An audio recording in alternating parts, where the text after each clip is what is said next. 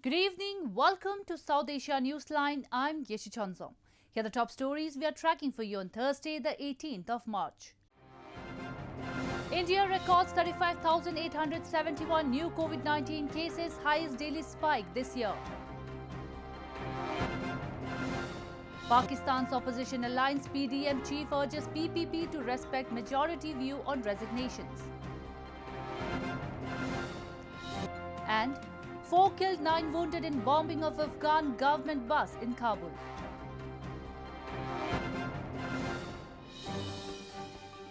And now for all the details.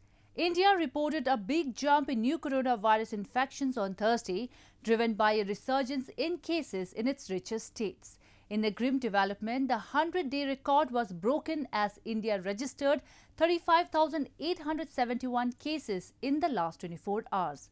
Authorities have mainly blamed crowding and an overall reluctance to wear masks for its spike.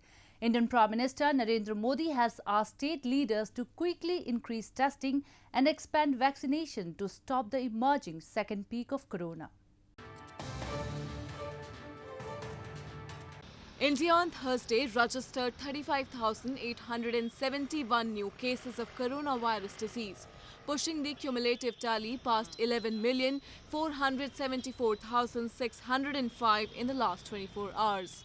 Of these, Western Maharashtra state reported 23,179 cases. The state of 112 million people ordered a fresh lockdown in some districts and put curbs on cinemas, hotels and restaurants until the end of the month after infections rose to a multi-month high earlier this week. New cases have more than doubled in the past 2 weeks in Maharashtra's industrial towns such as Pune, Aurangabad, Nasik and Nagpur, known for their automobile, pharmaceutical and textile factories. Half a dozen other states such as Punjab and Madhya Pradesh have also seen a rise in cases this month.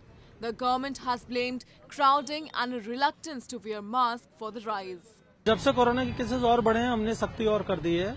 हम लोगों का जो भी mask नहीं पहन रहे हैं या वायलेट कर रहे हैं गाइडलाइंस का, उनका चालान कर रहे हैं। वो चालान 2,000 रुपए का होता है और साथ ही साथ हम उनको अवेयर भी कर रहे हैं कि आपका ये गवर्नमेंट का ये रूल है और आपको उसको फॉलो करना है। और इमीडिएटली हम लोग ये मास्क हैं जो उनको बांट भी रहे हैं।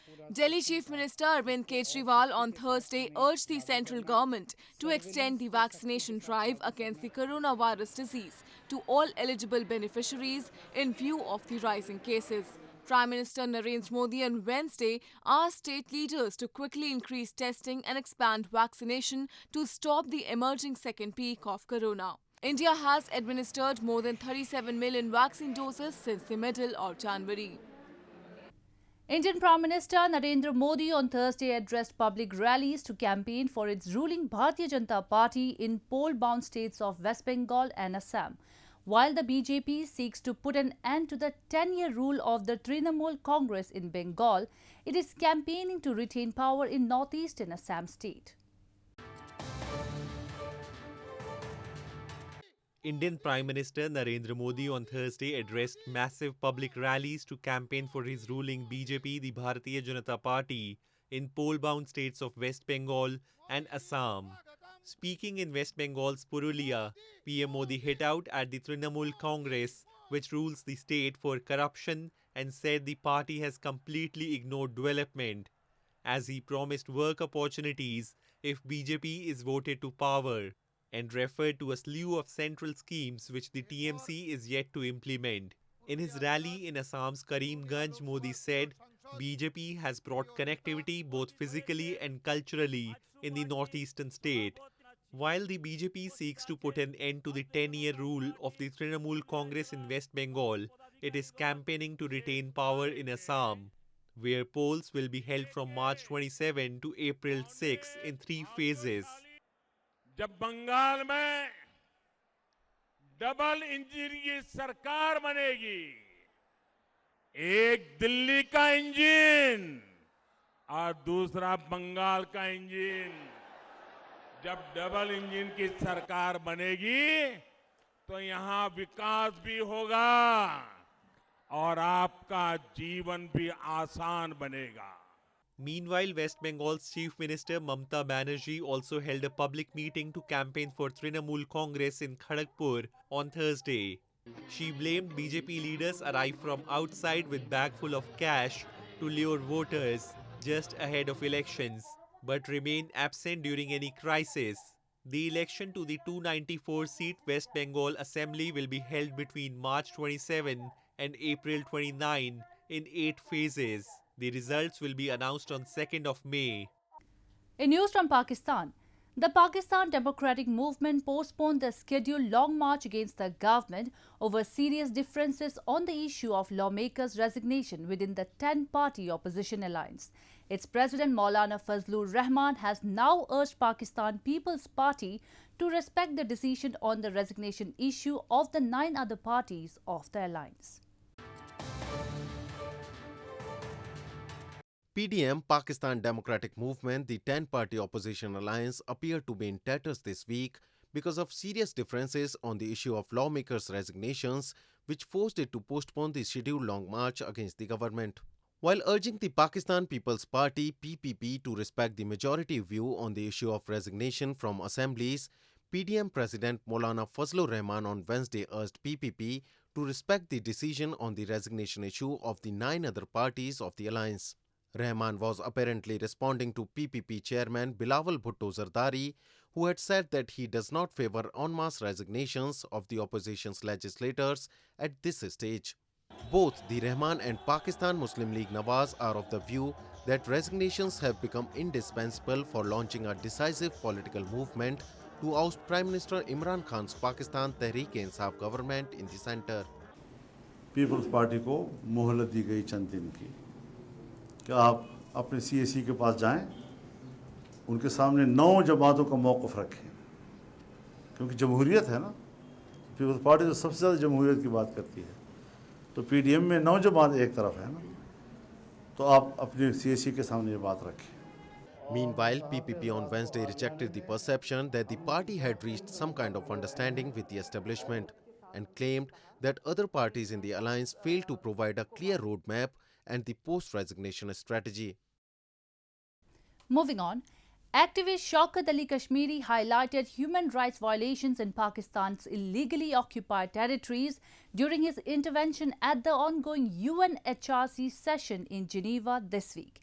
He urged the world body to intervene to release political prisoners who have been detained illegally by Pakistan. Chairman of UK PNP United Kashmir People's National Party Shaukat Ali Kashmiri urged the United Nations this week to intervene to release political prisoners who have been detained illegally by Pakistan.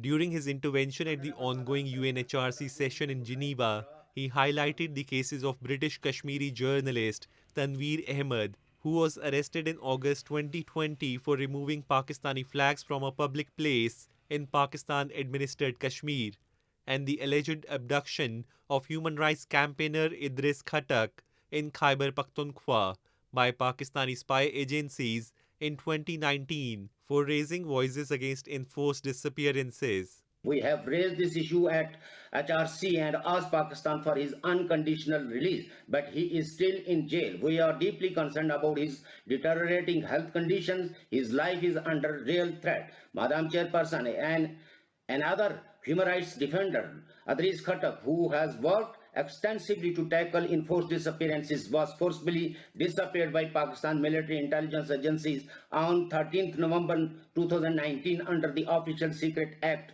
His whereabouts were not known until 17 June 2020. During his arrest last year, Tanveer Ahmed was beaten and mishandled by security forces, highlighting brutality against political activists. Activists have long blamed the oppressive Pakistani establishment muzzles dissent with force in its illegally occupied territories. Moving on to news from Afghanistan. At least 4 people were killed in a roadside bomb blast that hit a bus carrying Afghan government employees in Kabul on Thursday. This came on the day the Afghan government, the Taliban and key countries including the US and Russia gathered in Moscow to push for a reduction in violence to propel the Afghan peace process forward. 4 people were killed and 9 others wounded when a roadside bomb hit a bus carrying employees of the Afghan Ministry of Information and Technology in Afghanistan's capital Kabul on Thursday. No one claimed immediate responsibility for the blast, but the Afghan government has blamed Taliban insurgents for recent attacks targeting government employees, civil society figures and journalists. The bombing comes on the day the Afghan government, Taliban and key countries including the US and Russia gather in Moscow to push for a reduction in violence to propel the Afghan peace process forward. Earlier on Wednesday, US President Joe Biden said in an interview broadcast that it will be tough for him to meet a May 1 deadline to withdraw the last 2,500 troops from Afghanistan. While the Taliban has warned it could resume attacks on US-led international forces if Biden misses the deadline. Moving on to news from Nepal.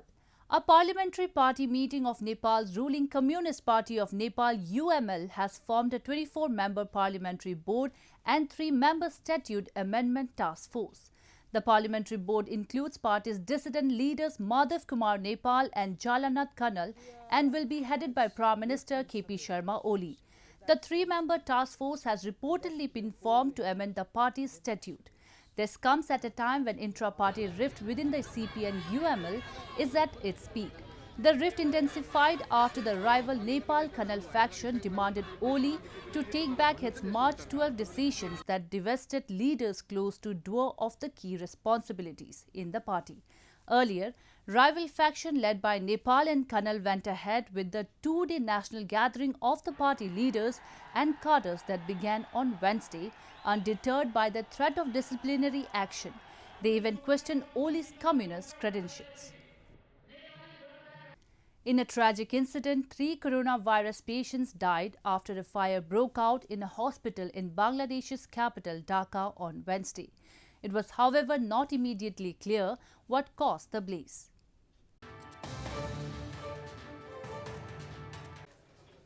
Three coronavirus patients died in a hospital fire in Bangladeshi capital Dhaka on Wednesday, officials said. The patients who were using ventilators in the hospital's intensive care unit died after the fire triggered an evacuation, said Nazmul Haque, director of the hospital.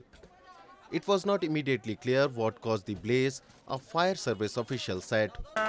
প্রাথমিকভাবে আমরা যেটা দেখেছি এবং আমাদের সাথে fire ব্রিগেডের লোকজন ছিলেন, আমাদের একটা হাই ফ্লো আমরা দেখতে পাচ্ছি ভস্মীভূত অবস্থায়।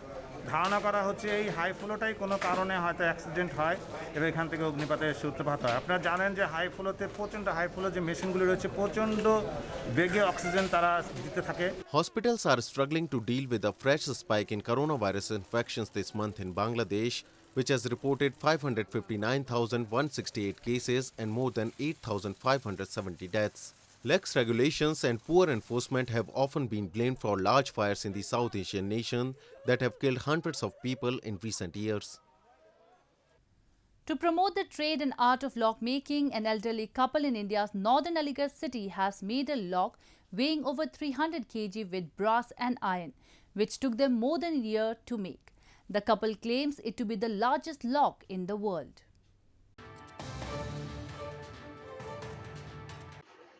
An elderly couple in India's northern Aligarh city is making a gigantic lock weighing over 300 kilograms to promote trade and art of lock making. Locksmith Satya Prakash Sharma, whose family has been in this trade for over 100 years, is making a fully functional lock and a key along with his wife Rukmani Sharma. The lock, which is still in the making, has been made using 60 kilograms of brass and the rest of it is iron. एक ताला ये बनाया है जिससे अलीगढ़ की पहचान करने के वास्ते हमने ये ताला बनाया है। इसकी चौड़ाई है 2 फुट 9.5 इंची और लंबाई है इसकी 6 फुट 2 इंची और इसमें सभी फंक्शन जैसे चाबी लगाना खोलना ये सभी फंक्शन है इसमें। केवल दिखावटी नहीं है। कितना माल लगा इसमें? माल करीब 60 किलो पीतल है और बाकी आयरन है। ये 3 कुंटल से ऊपर जाएगा ताला है। Aligarh city is amongst the largest manufacturers and suppliers of locks in the country. Well, that's all we have for you from South Asia this evening. Now our viewers can watch the show on SouthAsiaNewsline.com. You can also visit us on Facebook.com/AsAsiaNewsline and follow us on Twitter @AsAsiaNewsline. That's all in tonight's edition. We will see you same time tomorrow. Good night.